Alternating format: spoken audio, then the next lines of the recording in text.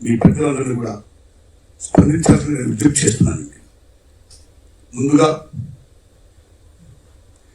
the best human being is the best communicator marks. Sarvapalgal is symbol of humanism. ఈ symbol of మానవీయ కోణం.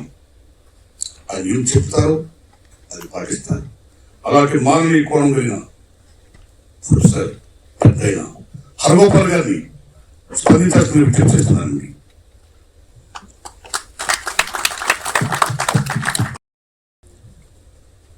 ఒక సంక్షోభంలో సమాజంలో లేని వాస్తవాలని లేదా వాస్తవాలని చూపించలేని సినిమా రంగము విస్తృతంగా దేశంలో పెరుగుతున్నప్పుడు సినిమాకి ఒక సామాజిక లక్ష్యం ఉండాలని, సమాజాన్ని సెన్సిటైజ్ చేయడము, సమాజంలో ఉండే మానవీయ స్పందనని కాపాడుకోవాలి అనేటువంటి లక్ష్యంతో ఈ సినిమా తీయబడ్డది. మేము కూడా విద్యా పరిరక్షణ ఉద్యమంలో గత 4 దశాబ్దాలుగా పనిచేస్తున్నాం. కానీ మా కళ్ళ ముందే మేము చదువుకున్న విశ్వవిద్యాలయాలు, మేము చదువు చెప్పిన విశ్వవిద్యాలయాలు కూలిపోతున్నప్పుడు, విలువలన్నీ విధ్వంసం అవుతున్నప్పుడు, యువతరం ఒక నిరాశలో పడి కొట్టుమిట్టాడుతున్నప్పుడు ఈ యూనివర్సిటీ పేపర్ లీక్ అనే సినిమాని తీయడం జరిగింది. ఈ సినిమాలో కఠినమైన వాస్తవాలు, జీవిత సత్యాలు, సమాజం నుండి సంక్షోభం, యువతరం కొట్టుకుపోతున్న తీరుని ఈ నారాయణమూర్తి గారు చాలా ప్రతిభావంతంగా ఆయన తీశారు. సినిమా రంగంలో నారాయణమూర్తి గారు ఒక ప్రయోగం చేస్తున్నటువంటి శాస్త్రజ్ఞుడిగా నాకు కనిపిస్తుంది. ఇది ఒక ప్రయోగం, ఇది అందరివల్ల సాధ్యం కాదు. తనలో ఉండే నిజాయితీ, వాస్తవాన్ని చెప్పాలి, సత్యాన్ని సమాజం చెప్పాలి అనేటువంటి ఒక బలమైన విశ్వాసంతో ఆయన సినిమాలు తీస్తున్నాడు. గత 3 దశాబ్దాలుగా మొత్తం తెలుగు సినిమా రంగం ఒకవైపు వెళ్తుంటే నారాయణమూర్తి గారు దానికి ఒక భిన్నమైనటువంటి దారిలో, ఒక భిన్నమైన దిశలో ఆయన ప్రయాణం చేస్తూ ఇంతవరకు ఆయన తీసిన అన్ని సినిమాల్లో కూడా ఏదో ఒక సందేశం సమాజానికి ఇవ్వాలని, సమాజంలో చలనాన్ని పట్టాలని ఆయన ప్రయత్నం చేశాడు. విప్లవోద్యమాన్ని గురించి చాలా సినిమాలు తీశాడు. అలాగే సామాజిక సమస్యలు ఏవైతే సమాజాన్ని పట్టి పీడిస్తున్నాయో ఆ సమస్యలన్నింటిలో కూడా ఆయన తన సినిమాల ద్వారా ఒక చరిత్ర నిర్మాణం, అంటే ఇప్పుడు ఆయన సినిమాలు చూసి ఒక 100 సంవత్సరాల తర్వాత ఇప్పుడు సమకాలీన సమాజం ఏం జరిగింది అని చరిత్ర విద్యార్థులు సమాజాన్ని చదివితే నారాయణమూర్తి గారు కూడా ఆయన తీసిన సినిమాలు కూడా ఒక చరిత్ర ఆధారంగా చరిత్రలో ఏం జరిగింది అని భవిష్యత్ తరాలకు తెలిసేలాగా ఈ సినిమాలు తీయాయి. ముఖ్యంగా విద్యారంగంలో ఒక మాఫియా గత 3-4 దశాబ్దాలుగా ఒక పెద్ద మాఫియా ఎదిగింది. ఆ మాఫియా చేతిలో విద్యారంగము పూర్తిగా భ్రష్టు పట్టిపోయింది. ఇటువంటి సందర్భంలో వాళ్ళు చాలా బలమైనటువంటి వర్గం, ఆ వర్గానికి వ్యతిరేకంగా లేదా ఆ వర్గం చేస్తున్నటువంటి పనులని ఇంత ప్రతిభావంతో సాహసంగా చిత్రీకరించడం అనేది నా దృష్టిలో ఒక సాహసమైనటువంటి ప్రయత్నం. యువతరం సమాజం కూడా ఈ సినిమాను చూసి ప్రోత్సహించి ఇలాంటి సినిమాలు తీయడానికి కావలసినటువంటి ఒక సామాజిక మద్దతుని ఇస్తే తప్పించి ఇలాంటి సినిమాలు రావడం చాలా కష్టం. యువతరం ఈ సినిమాను చూసి మొత్తంగా సమాజంలో జరుగుతున్నటువంటి వాళ్ళకి అనుభవం ఉంది, జీవిత అనుభవం, అలాగే సినిమాను కూడా చూసి ఆ సినిమా ద్వారా సమాజాన్ని మనం ఎలా అర్థం చేసుకోవాలి, ఈ మాఫియా సరే ఆయన చూపించిన పద్ధతి అది ఆ పద్ధతి సరైనదా కాదా అనేటువంటి విషయాన్ని పక్కన పెట్టి మొత్తంగా ఈ మాఫియాని ఏం చేయాలి, మాఫియా వర్గాన్ని ఎలా మనం అదుపు చేయాలి, విద్యారంగం మళ్ళీ పూర్వ వైభవాన్ని పొంది మొత్తంగా ఈ దేశం నుండి అట్టడుగు పేద వర్గాలకి విద్య అందుబాటులోకి వచ్చేలాగా వాళ్ళు ఉండే ప్రతిభను బయటికి తీసేలాగా సినిమా వైపు విద్యారంగం మారాలి. విద్యారంగం అలా మారితేనే, ఎందుకంటే గ్రామీణ ప్రాంతాల్లో ఉంటే విద్యార్థులు ఎవరుతున్నారో ఇంగ్లీష్ మీడియము తెలుగు మీడియము ఆ డిబేట్ పక్కకు పెట్టి వాళ్ళు విపరీతమైన ప్రతిభ ఉంటుంది, వాళ్ళకి జీవిత అనుభవం ఉంటుంది. పేదరికం అంటే ఏమిటి, అసమానతలు అంటే ఏమిటి, వివక్ష అంటే ఏమిటి, వాళ్ళకు ఆ జీవిత అనుభవం ఉంటుంది. అనుభవం కంటే మించినటువంటి జ్ఞానమేమి ఉండదు. సరే, అనుభవాన్ని నాణ్యకరించడం, అనుభవాన్ని కాన్సెప్చులైజ్ చేయడం అనేది అది వాళ్ళకి అవకాశాలు ఉంటే వాళ్ళ అద్భుతమైనటువంటి జ్ఞానాన్ని సృష్టి చేయగలరు అనేది కూడా మా జీవిత అనుభవంలో మేము చూసాం.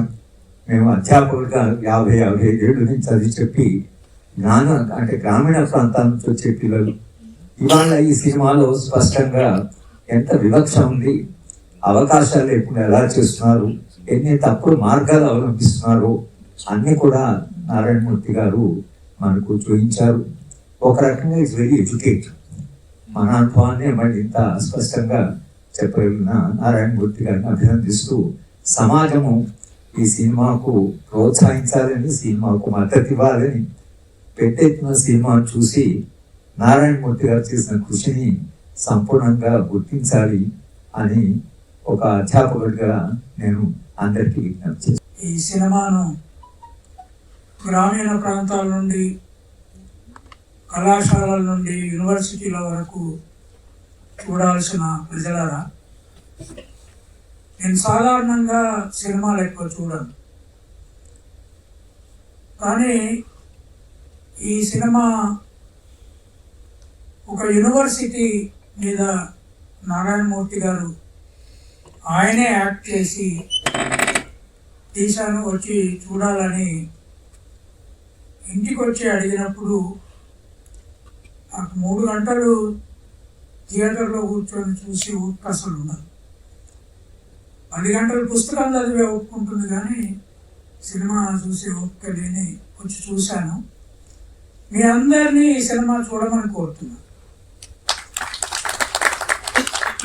ఎందుకు నారాయణమూర్తి గారికి ఏదో డబ్బు రావాలని కాదు, మీ పిల్లల జీవితాలు మారాలని.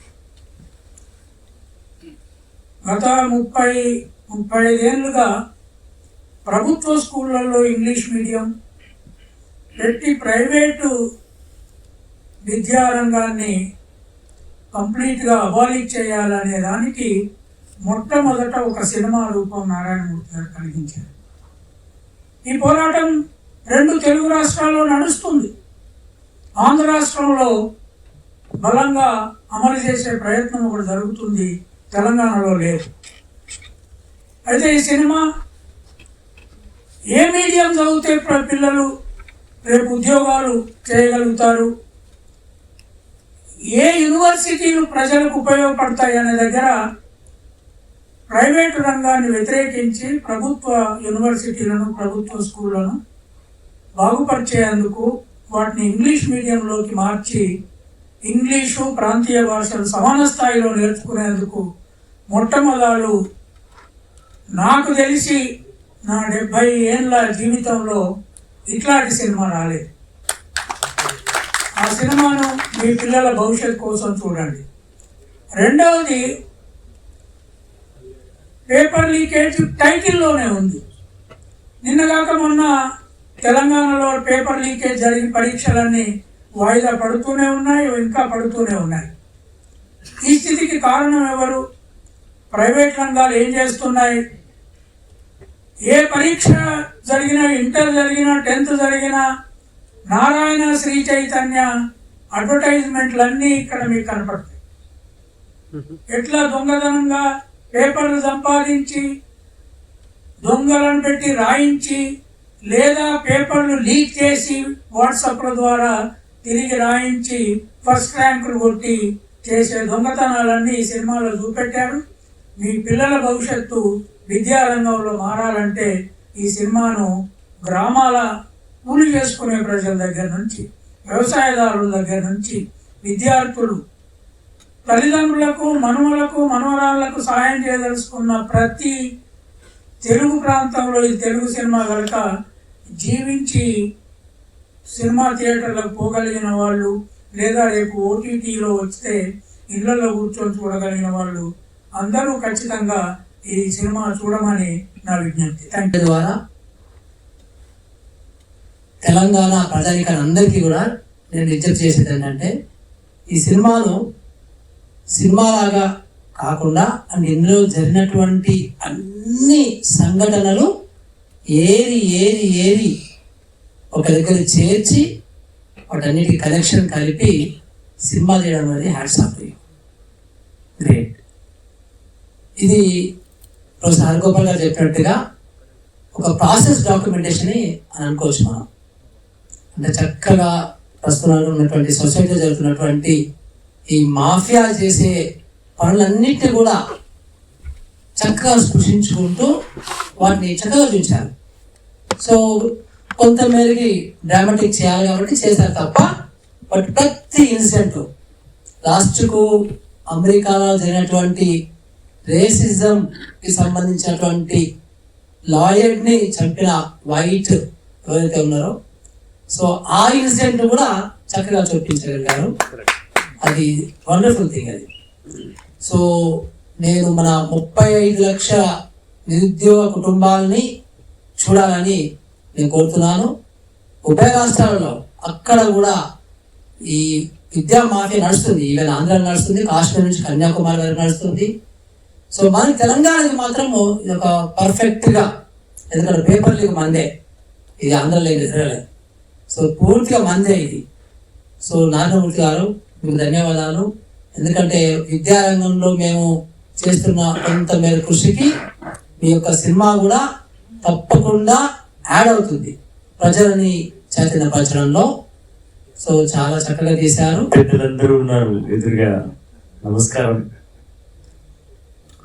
మాట్లాడిన పెద్దలందరి దగ్గర నుంచి నేర్చుకున్నాను, మాట్లాడబోయే పెద్దలందరి నుంచి కూడా నేను నేర్చుకోవాలి. నారాయణమూర్తి గారు దాదాపు 30 ఏళ్ళుగా నాకు 30 ఏళ్ళుగా తెలుసును. నా చేత పాట రాయించాలని గద్దరన్న నారాయణమూర్తి గారిని తీసుకుని నేనుంటున్న మొత్తేజు వాళ్ళ ఇంటికి తీసుకొచ్చి పరిచయం చేయించి నా చేత దళం సినిమాలో పాట రాయించినటువంటి గద్దరన్న నేను గుర్తు చేసుకుంటున్నాను. ఇప్పుడు నారాయణమూర్తి గారు యూనివర్సిటీ సినిమా గురించి పెద్దలు చెప్పారు. దాదాపు 40 ఏళ్ళుగా సినిమాలో 30 ఏళ్ళు నడుస్తున్నాయి ఇప్పుడు నాకు. కాబట్టి నేను సినిమాకు చెందినవాడిగానే భావిస్తున్నాను. నేను చూసిన నారాయణమూర్తి గారు, నేను రాసిన నారాయణమూర్తి గారిని ఇద్దరిని చూశాను నేను. ఆయన ఈ యూనివర్సిటీ ఒక సినిమా గురించి మీరు చెప్పారు, కానీ నేను ఈ 30 ఏళ్ళుగా నడుస్తున్న ఒక చారిత్రకమైనటువంటి ఒక నిలువుటద్దం లాగా కనిపిస్తాడు నారాయణమూర్తి గారు. Is a mirror of society, great mirror of society. దాంట్లో ఏమి కాలుష్యం ఉండదు, ఏమి స్పాట్స్ ఉండవు, ఏం మోల్స్ ఉండవు. 40 ఏళ్ళుగా ఆయన మొదటి సినిమా అర్ధరాత్రి స్వాతంత్ర్యం నుండి ఇవాళ మనం చూసిన యూనివర్సిటీ పేపర్ లీక్ దాకా మీరు ఒకసారి పునరావలోకనం చేసుకుంటే ఆయన యొక్క హృదయం, ఆయన కెమెరా నిఘా నేత్రం, ఆయన మనోనేత్రం ఈ సమాజంలో జరుగుతున్న విషయాలని భావితరాలకు, రాబోయే తరాలకు ఒక బాధ్యతగా, ఒక రెస్పాన్సిబిలిటీగా వన్ మ్యాన్ ఆర్మీ లాగా నడుస్తున్న ఏకైక వ్యక్తి మా సినిమా ఇండస్ట్రీలో ఒక నారాయణమూర్తి గారు. Only 1 person. అది కూడా ఒక పాటలోనూ, ఒక ఫైట్లోనూ, ఒక విషయంలోనూ, ఒక సన్నివేశంలోనూ ఆ కమర్షియల్ వైపు ఏమైనా కాలు అటువైపు పడుతుందా అని నేను 1000 కళ్ళతోని గమనిస్తున్నాను ఈ 30 ఏళ్ళు. యూనివర్సిటీ సినిమా చూస్తున్నంతసేపు నిజంగా కొన్నిసార్లు కన్నీళ్ళు వచ్చాయి, హృదయం ద్రవించిపోయింది. ఎందుకంటే సినిమాలు మేము చిన్నప్పటి నుంచి చూస్తున్నాం. సినిమాలన్నీ రియల్ సినిమాలు ఉంటాయి, కానీ యూనివర్సిటీ సినిమా ఇది రియల్ సినిమా. ఇట్లాంటి రియల్ సినిమా తీసినటువంటి ఆర్ నారాయణమూర్తి గారికి ప్రత్యేకంగా అభినందన తెలియజేస్తున్నాం. ముఖ్యంగా ఫీజు రియంబర్స్మెంట్ రాక, కళాశాలలో హాల్ టికెట్లు ఇవ్వక లక్షల మంది మనోవేదన గురవుతున్నారు, మానసికంగా చాలా ఇబ్బంది గురవుతున్నారు. మేము నిత్యం విద్యార్థులను చూస్తుంటాం, వందల మంది విద్యార్థులు మా దగ్గరికి వస్తుంటారు. అన్న కళాశాలలో ఫీజులు కట్టలేము, హాల్ టికెట్ ఇస్తలేము, మేము పరీక్ష రాసేది ఎట్లా అని. నిజంగా బయట సమాజంలో ఎట్లా అన్యాయం జరుగుతుందో ఆ అన్యాయాన్ని ఈ సినిమాలో ఇలా అచ్చు గుద్దినట్టు, తెలంగాణ భాషలో చెప్పాలంటే అచ్చు గుద్దినట్టు ఇలా వాస్తవం చూపించారు. విద్యను ఒక సామాజిక బాధ్యతగా గుర్తించాల్సినటువంటి ప్రభుత్వాలు, పాలకులు విద్యను వ్యాపారం చేస్తూ, అంగట్లో సరుకులు చేస్తూ ఇలా లక్షల కోట్ల రూపాయలను గడించడం, ఆ లక్షల కోట్ల రూపాయలతోటి వాళ్ళు రాజకీయాల్లోకి రావడం, ఆ రాజకీయాల్లోకి వచ్చి ఎమ్మెల్యేలు కావడం, మంత్రులు కావడం, వాళ్ళే ఎవరైతే విద్యను వ్యాపారం చేసి విద్యను అంగట్లో సరుకులు చేసినటువంటి వాళ్ళే వాళ్ళే ఎమ్మెల్యేలు కావడం, వాళ్ళే మంత్రులు కావడం ఇలా ఈ సమాజంలో చూస్తున్నాం. బడ్జెట్ సినిమా లాగా కనిపిస్తుంది. ఇందులో నటించిన పిల్లవాళ్ళందరూ కూడా ఎవరు కూడా యాక్షన్ చేసినట్టుగా మనకు కనపడదు. ఎందుకంటే వాడి జీవితాన్ని ప్రజెంట్ చేస్తున్నాడు కాబట్టి ప్రతి పిల్లవాడు ఒక వద్దపు తొడగా ఇందులో యాక్షన్ చేశారు. ప్రతి సన్నివేశం కూడా మనకు యథార్థంగా మనకు కళ్ళ ముందు కనపడతా ఉంటుంది. ఒక రకంగా సత్యం చెప్పడమే విప్లవం అని సోక్రటీస్ ఎలాగైతే సత్యం కోసం నిలబడ్డాడో, ఇవాళ మన ముందు ఈ సమాజంలో ఉన్న అవినీతి అన్యాయాల మీద ఆర్ నారాయణమూర్తి గారు ఒక సోక్రటీస్ లాగా మన కళ్ళ ముందు ఆపడుతున్నాడు. ప్రతి సినిమా ఒక అద్భుతమైన కావ్యం లాగా మనకు అందించాడు. ఈ యూనివర్సిటీ సినిమా కూడా ఒక యథార్థ సన్నివేశాలను మనం ముందు పెట్టాడు. మన పిల్లల్ని, మన జీవితాలని, మన కన్నీళ్లను, మన కష్టాలను తన కన్నీళ్లుగా భావించి ఒక అద్భుతమైన సినిమాని ఇచ్చాడు. ఈ సినిమాలో ఆ సంగీతం ఎంత బాగుంది. ఆ ఇంగ్లీష్ సాంగ్ నేను మర్చిపోలేను.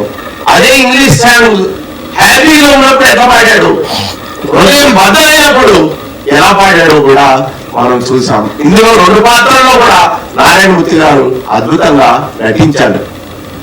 రక్తం లేకుంటే రక్తం ఎక్కించుకోవచ్చు, కానీ కన్నీళ్లు లేకపోతే కన్నీళ్లు ఎవడు కూడా కొనుక్కోలేడు.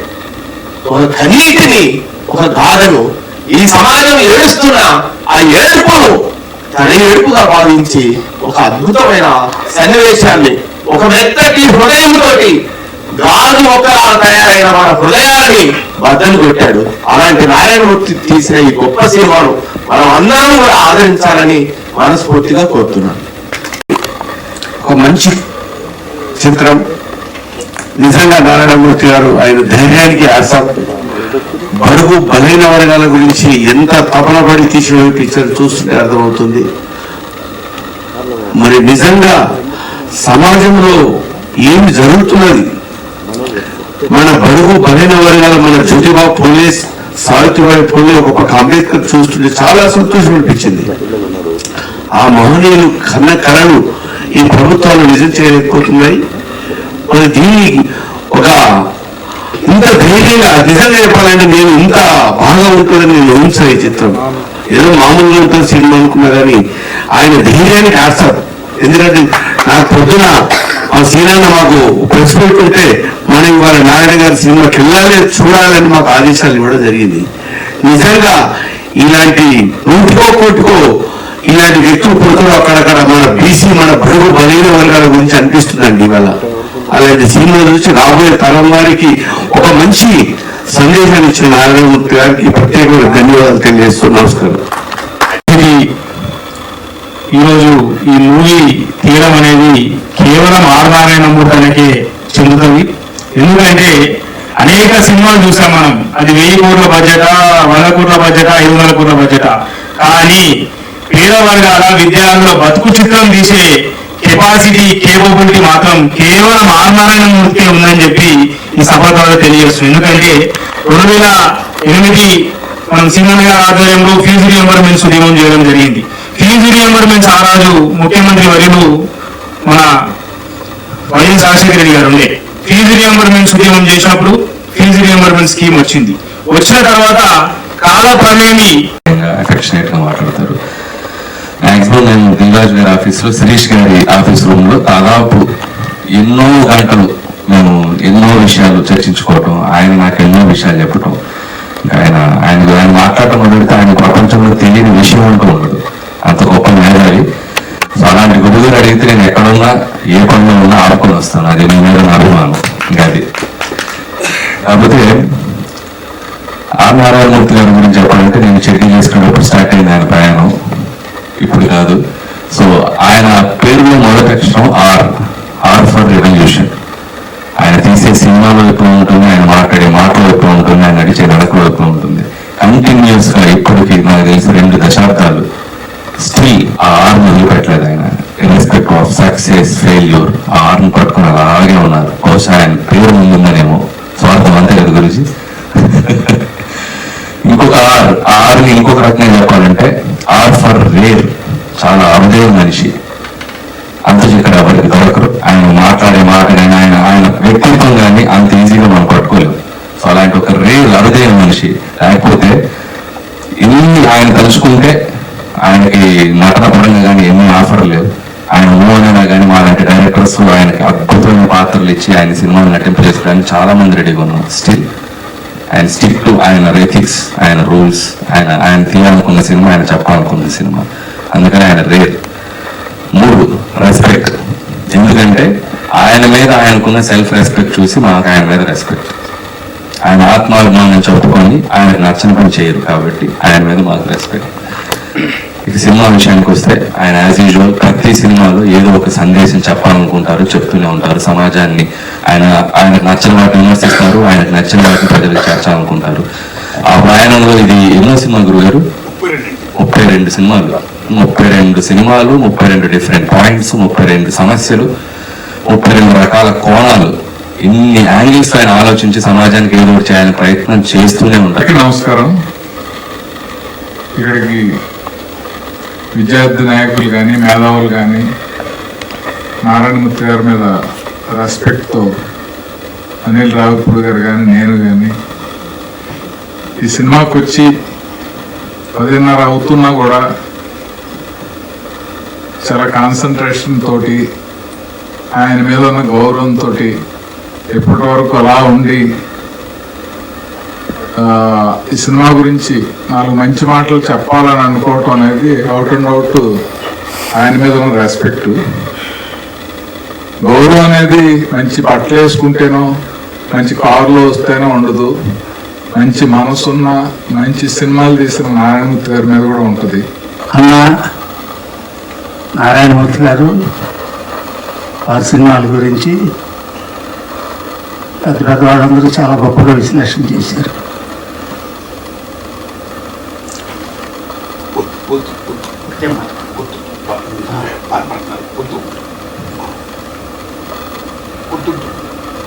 నిజాయితీ పరుడు కొత్త వాళ్ళని చూసి భయపడని ఒక ప్రావర్బ్ ఉంటుంది. నిజాయితీ పరుడు కొత్త వాళ్ళని చూసి భయపడదు. ఎందుకంటే ఆ నిజాయితీగా భయపెడుతుంటుంది అవతల వాళ్ళకి.